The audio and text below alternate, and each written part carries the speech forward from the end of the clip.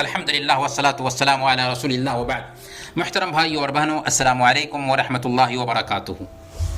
سورج ڈوبتے ہی ایک مسلمان کو چاہیے کہ افطار کر لے. افطار میں تاخیر نہیں ہونی چاہیے. سنن ترمذی کی روایت ہے، اللہ کے نبی صلی اللہ علیہ وسلم نے ارشاد فرمایا، لا یزال الناس بخیر ما عجل الفطر. لوگ اس وقت تک بہتری میں رہیں گے، اچھائی پر رہیں گے جب تک افطار میں جلدی کرتے رہیں گے. کیوں؟ اس لیے کہ ہر طرح کی بھلائی اللہ کے نبی صلی اللہ علیہ وسلم کی اطاعت میں ہے. ہر طرح کی بھلائی اللہ کے نبی صلی اللہ علیہ وسلم کے اسوہ کو اپنانے میں ہے. سورج ڈوبتے ہی اللہ کے نبی صلی اللہ علیہ وسلم کو افطار کرنا پسندیدہ ہے. یہ نبیوں کا طریقہ کار ہے. اس میں یہود و نصارہ کی مخالفت پائی جاتی ہے اور لوگوں کے لیے آسانیاں بھی ہیں. اللہ کے نبی صلی اللہ علیہ وسلم کی سنت پر اس سے عمل ہوگا، اس لیے افطار میں جلدی ہونی چاہیے. کھجور سے افطار کرنا بہتر ہے کیونکہ میٹھی چیز جس میں جلد اثر انداز ہوتی ہے اور جس میں چستی آ جاتی ہے. اگر تازہ کھجور نہ مل سکے تو سوکھی کھجور سے بھی افطار کر سکتے ہیں. اگر سوکھی کھجور بھی نہ مل سکے تو پانی سے بھی افطار کر لینا کافی ہے. اگر پانی بھی نہ مل سکے تو کسی حلال کھانے سے افطار کر لینا چاہیے. اور اگر کوئی حلال کھانا بھی نہ مل سکے، یعنی کچھ بھی نہیں ہے افطار کرنے کے لیے، تو ایسی حالت میں دل میں افطار کی نیت کر لینے سے افطار ہو جائے گا. پھر بعد میں اگر اس کو کچھ ملتا ہے تو وہ کھا لے گا. افطار سے پہلے عام طور پر ایک دعا پڑھی جاتی ہے، اللہم لک صمت وعلی رزقک افطرت. اے اللہ، ہم نے تیرے لیے روزہ رکھا اور تیری ہی دی ہوئی روزی پر افطار کر رہا ہوں. یہ دعا کمزور ہے، ضعیف ہے. صحیح سند سے ثابت دعا یہ نہیں ہے.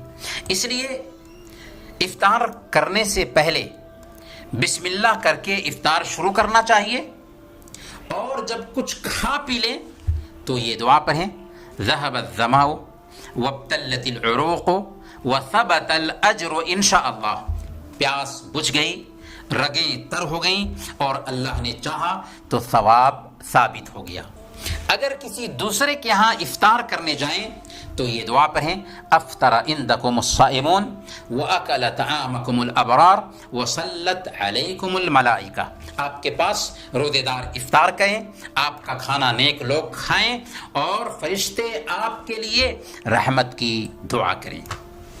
روزے کی حالت میں اور افطار کے وقت کی جانے والی جو دعائیں ہوتی ہیں، ان دعاؤں کی قبولیت کا بہت زیادہ امکان ہوتا ہے. اس لیے روزے کی حالت میں اور افطار کے وقت خاص طور پر کثرت سے دعاؤں کا اہتمام کرنا چاہیے. روزے کی حالت میں دعاؤں کی قبولیت کا امکان ہوتا ہے. اس کی دلیل کیا ہے؟ مسند احمد کی روایت ہے، اللہ کے نبی صلی اللہ علیہ وسلم نے ارشاد فرمایا، ثلاثۃ لا ترد دعوتهم الصائم حتى يفطر والامام العادل ودعوت المظلوم. 3 طرح کے لوگوں کی دعائیں رد نہیں کی جاتی. روزے دار کی دعا یہاں تک کہ افطار کر لے، امام عادل کی دعا اور مظلوم کی دعا. اس سے پتہ یہ چلا کہ روزے دار روزے کی حالت میں جب بھی دعا کرے اس کی قبولیت کا امکان زیادہ ہوتا ہے. اور اگر افطار کے وقت کثرت سے دعا کرتا ہے تو سونے پر سہاگا، کیونکہ اس وقت انسان کے اندر تدلل، مسکنت اور انکساری آتی ہے. اسی لیے سنن ابن ماجہ کی روایت ہے، اللہ کے نبی صلی اللہ علیہ وسلم نے ارشاد فرمایا، ان للصائم عند فطره دعوۃ لا ترد. افطار کے وقت روزے دار کی دعا رد نہیں کی جاتی، اس لیے افطار سے پہلے خود میں یکسوئی لانی چاہیے اور کثرت سے بیٹھ کر کے دعاؤں کا اہتمام کرنا چاہیے۔ اگر نہیں کیے تھے، کوتاہی ہوئی تھی، تو اب سے شروع کر دیں اور افطار کے وقت کثرت سے دعاؤں کا اہتمام کریں۔ اس قیمتی وقت کو ہرگز گوائیں نہیں، برباد مت کریں، بلکہ افطار سے کچھ وقت پہلے اپنے سامنے میں افطار رکھ کر کے کثرت سے دعاؤں کا اہتمام کریں، کیونکہ افطار کے وقت دعاؤں کی قبولیت کا امکان زیادہ ہوتا ہے۔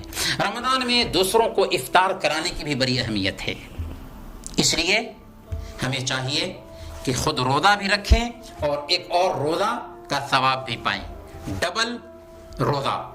سنن ترمذی کی روایت ہے، زید بن خالد الجہنی رضی اللہ تعالیٰ عنہ بیان کرتے ہیں کہ اللہ کے نبی صلی اللہ علیہ وسلم نے ارشاد فرمایا، من فطر صائما کان لہ مثل اجرہ غیر انہ لا ينقص من اجر الصائم شیئا، جس نے کسی روزے دار کو افطار کرایا اسے اتنا ہی ثواب ملے گا جتنا روزے دار کو ملتا ہے، اور روزے دار کے ثواب میں کوئی کمی نہیں آتی۔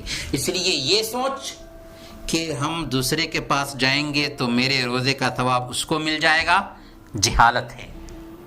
آپ اگر کسی دوسرے کے پاس افطار کرنے جاتے ہیں تو آپ جانتے ہیں اپنا ثواب تو پائیں گے ہی، اور آپ سبب بنیں گے اپنے بھائی کو مزید ایک روزے کا ثواب پہنچانے کا۔